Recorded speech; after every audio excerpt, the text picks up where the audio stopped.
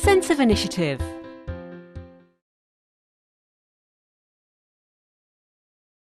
Introduction. The purpose of this educational module is to introduce to textile and clothing firm managers the competence sense of initiative and to demonstrate to them how this competence is linked to entrepreneurship and how it's used in management.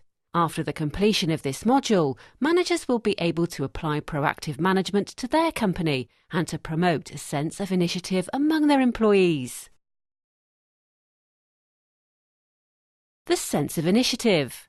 Sense of initiative can also be called spirit of initiative. It's defined as the power or ability to begin or follow through energetically with a plan, task, project or enterprise. This competence is often linked to entrepreneurship and management and can also be related to proactivity. A definition.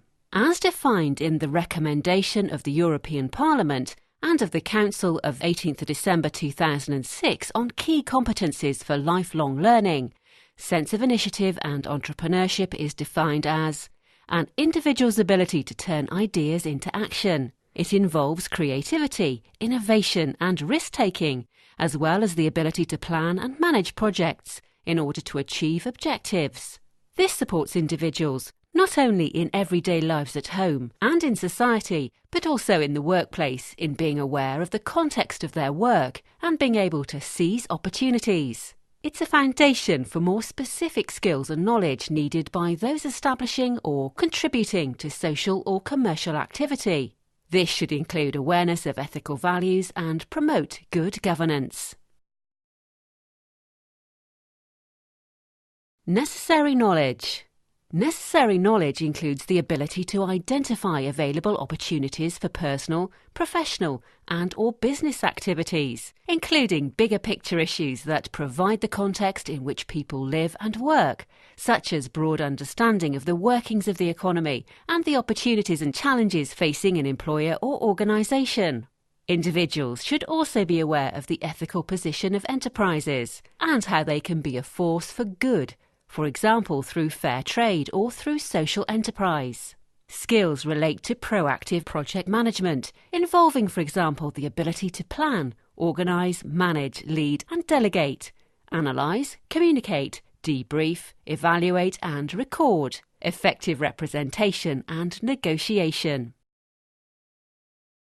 Moreover, the ability to work both as an individual and collaboratively in teams, the ability to judge and identify one's strengths and weaknesses, and to assess and take risks as and when warranted is essential.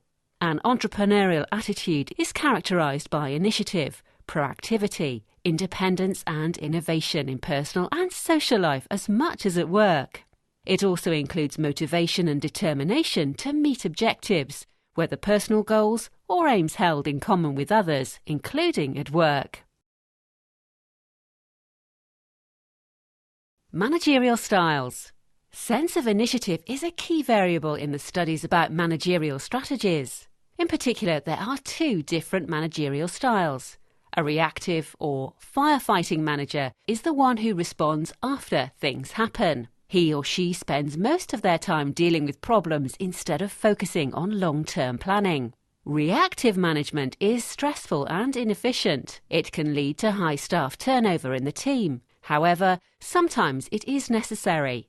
In proactive management, the manager shows a strong sense of initiative. He or she controls situations by causing things to happen and changes realities.